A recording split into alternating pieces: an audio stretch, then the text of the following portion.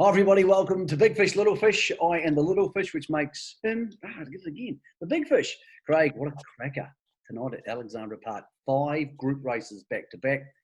Let's start with the obvious. We did last week and we got it right. No surprise there. That amazing dream was too good. She gets barrier 1 tonight, Craig. I think she'll probably win the Queen of Hearts. In fact, I think it's almost impossible to see her lose. Well, she went round at a short price last week, Michael. She'll be shorter this week. Barrier 1, she'll hold up from the inside, and she's $1.10 as we record this message. Michael, she actually won not as easy as I thought she would do last week, but I put that down because she went too slow. I honestly believe if she'd gone 240, she would have won a lot easier. But she gave them a chance because it was a sprint home. Her forte is to really out-tough them. And barrier 1, she'll run them along a lot quicker this week than she did last week. That was an ideal run leading into a Group 1, wasn't it? Just a nice hit out. Very hard to bet into the race at $1.10. If I was having a bet, I'd back on Shantae for a place. I thought she'll just drop on the leader's back. I think she's around $1.80 a place. Beyond Words was pretty good last week, but she may have to do a bit of work in the running. I think on the market pegs is the place to be if you're following a $1.10 favourite. I think on Shantae will be on the market peg, so that's the bet for me. Yep, I think Greg and I thought the same thing on the box seat earlier this week. It's pretty hard to see Blair Orange not going straight behind it, if in fact she leads, which she probably will. Sometimes the All-Stars horses, if they really burn early, will let another horse go and come around it, but I don't see that happening. Franklin Cup's a beauty. Lincoln Farms Franklin Cup. Spankham sort of picked himself, but he's beatable because it's a 30-metre handicap and there's potential for traffic and tempo and all sorts of stuff. He's not the horse I want to ask you about because we know we're going to give with Spankham. What did you make a copy that last week? I know on the clock he was good, but I thought his workout the week before was good on the clock too, but only okay to the eye. And I thought the same thing last week, to be honest. Yeah, he loomed up and Morris had to go. He was a short price favourite. He was back in the field. He had to go at the 800, and when he went, he was 3 wide. So he did it tough, but he didn't finish quicker. He didn't finish as quick as I thought he would, Michael. And I think this race is a really tricky race for the back markers. I think there's a really nice bet in the race, and I reckon the bookmakers have got this race wrong in the fact that they priced this horse a little bit of overs. I thought South Coast Arden is the bet in this race. They put him on the unruly. Last week he drew the inside over 2,200 metres and he missed away. This week he's off the unruly, only off 10 with 3 runs around him. I thought Mangos will be aggressive here. If you go back 3 starts ago, he was really good with Copy That. This week he's got an advantage over Spankham and Copy That of 20 metres. I like him when he gets into a dogfight, this horse, and he's $7.50.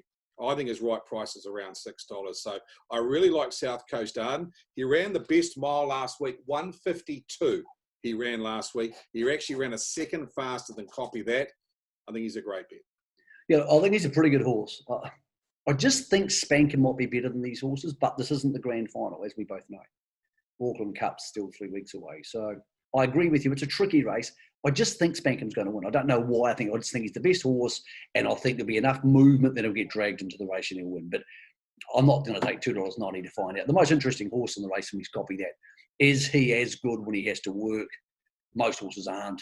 It'll be interesting to see how Friday night pans out for him. Well, there's big improvers in that race, isn't there, Michael? I mean, it's actually a great Franklin Cup because there's the unknown quality about Kango. I mean, he was great beating Copy That at the workouts. I mean, people thought, well, hey, that's just a workout. But he was equally as good last week, betting what I think is a very good horse going forward in Typo. And he's off the front. So manners are not a problem. He'll step away. Geez, it's a big ask for a horse only having his 7th start to win a Franklin Cup. But I think this horse will be an open class horse for sure. And if he got in the right place on the track, he's absolutely a chance here. Yep, and look, Ashley Locas as well, proven, loves Alexandra Park, and we know how good the fixer is. He was excellent in the free-for-all. It's a hell of a good race. I'm sure it's a great betting race, but it's a great fun race. We'll go through some of the other 3 features. The Alabar Classic, I thought, was a really tricky race. Race 3, so much class in the race. I think a lot's going to depend on the speed. BD Joe jumps to the lead. Maybe he's the horse to beat. He doesn't, and he gets roughed up early. An American Dealer could profit. I actually think there's about 5 winning chances in this. Yeah, I'm clearly in the BD Joe camp here. I thought his work on Saturday was outstanding. Absolutely outstanding behind 888. He never came off his back, sat in the 1-1, went to the line hard held. They run him at 55.3. I think he's just improved this horse. I remember talking to you 3 months ago when we're doing Big Fish, Little Fish about Steve Telfer saying, I like this horse, I'm going to set him for the Harness Millions, and he was a maiden. That's what I thought of him. He ended up running second in a Sire Stakes final and had that race won till the 50-metre mark when the trailer beat him. I think he just matched to lead this race. He's got great gate speed. He beat American Dealer in a heat at Cambridge. Pace and Pride's pretty quick out, but I think he'd be happy to take a trail. I just thought 320 around BD Joe was actually a little bit of overs. First Class is interesting. He's out, Michael. He's scratched. Okay, well, he should have been scratched last week. Would have saved me some money. What about race 4? This is the overs for the week. They put up Sunday Sun $1.90. Now, I think if he trots all the way, he wins. I don't care what happens to the rest of them. But I think he's about 20-25% chance of galloping. So I'm happy to take $1.40 to give myself a percentage profit. Although the $1.90 was staggering. He won the Dominion Handicap effortlessly, Michael. He'd been brilliant leading into that. He's got Alexandra Park form. I mean, he's won here on 3 occasions. It's not like, hey, we're taking $1.90 for a horse that hasn't been right-handed. It's just that he won a Rowe Cup in the NZ Cup. Absolutely. The 2 biggest trotting races at Alexandra Park outside the National Trot, which he might win in about 4 weeks. And it's just because we haven't seen him here for such a long time that people forget that. So I think you're right. He won't last at 190. He'll get down to 150, something like that. And I think he'll run through 95% of the multis on the night, which are going to take Amazing Dream and a few other short price favourites. He just looks too good for them. Majestic Man will lead. I have no doubts he'll get across them, and probably Credit Master will trail. But I don't see them beating Sunday Sun in the form that he was.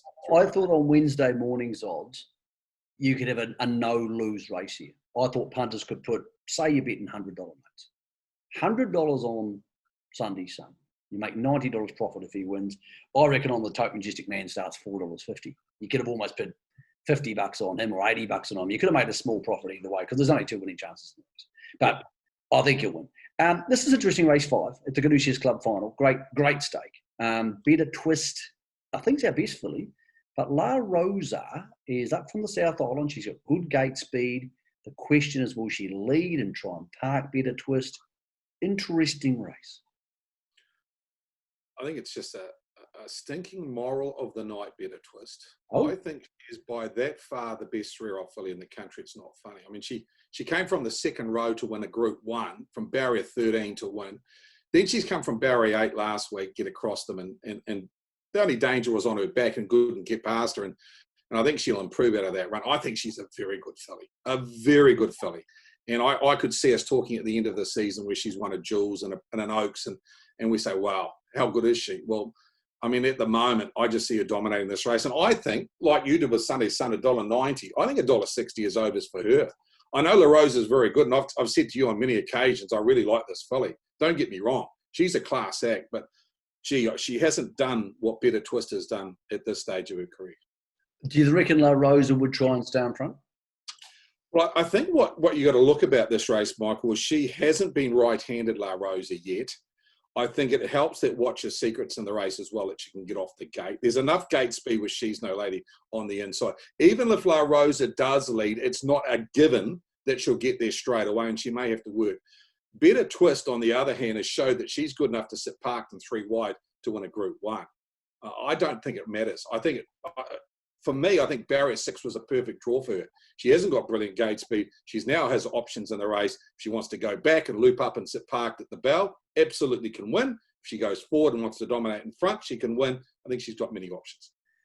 Anything else you like on the support program? Because the main 5 races are obviously great races. Anything you like earlier or later?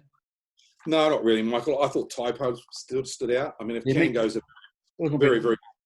Yeah, I mean, I don't know what you'll get, but I'll tell you what will help you is Brave You Kelly being in the race. 100. Because if it wasn't in the race, it would have gone around $1.60. You may find there are $2 a piece here because there's a lot of respect around Brave You Kelly. So, yeah, I think he's a very, very good horse, Typo. So I reckon multi up, Sunday Sun you think's $1.90, Better Twist $1.60. Typo, I think, will be around $1.80. I think on Shantae will run top 3, Michael. 4-leg multi, I reckon that'll be the way to play. Not a bad way to go. The only thing on Shantae that bothers me is you might be bidding for one spot. because I reckon Beyond Words was good enough last week. Amazing Dream will win. Beyond Words will get someplace muddy. You might be bidding for one spot where Need You Now, Dina Brown could also fill that spot. So I'm not disagreeing with you. Greg said the same thing to me during the week. I just thought $1.80 was close enough to the mark, because if you said there's no Beyond Words and no Amazing Dream, would you take $1.80 for Enchante to win? And you wouldn't. But what I would say about Enchante is last week, the clock doesn't always tell a story, but she actually ran a quicker quarter than Amazing Dream did last week. And she actually was equal with Beyond Words. This week, she'll be in front of Beyond Words from the barrier draw, Michael. Yeah. So I just thought, hey, you may be picking one spot, but for me, I think she's second or third, and that's the spot to be. It's a beauty of a night coming up. We also got a little big fish, little fish coming up also on this platform for Addington tonight too. We're doubling up.